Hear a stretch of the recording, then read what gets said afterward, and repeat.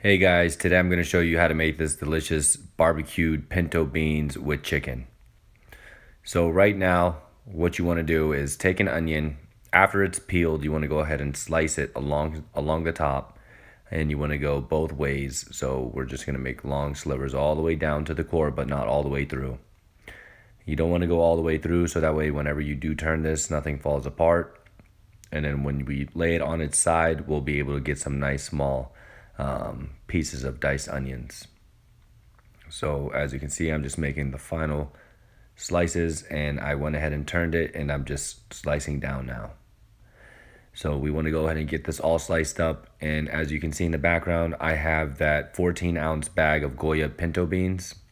So we don't need to soak those. So right here, I just laid 4 chicken legs along the bottom of my crock pot. I smoke these at home. You can use turkey legs. You can use whatever you like as long as it's smoked. Use any flavor of wood that you would like to smoke it as well. I went ahead and I added the onions as well as the pinto beans to the top. And once we're done, we will be topping this off with some hickory sauce. So now I'm just going to go ahead and pour over some water to cover the top of, the chicken and the beans. You want to make sure they're fully submerged, and we're going to set this on a high heat. This should take around 7 hours to cook. You pretty much just set it and forget it.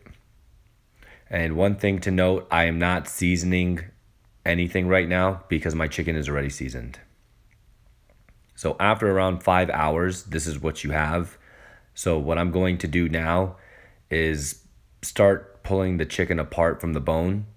Make sure you do remove the cartilage as well, because the last thing you want are chunks of cartilage in your beans. You do not want to take a bite of that.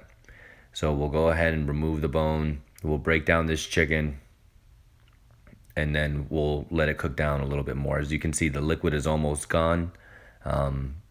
If you like it more watery, you can add more water. Alrighty, so after 2 hours, this is what we have.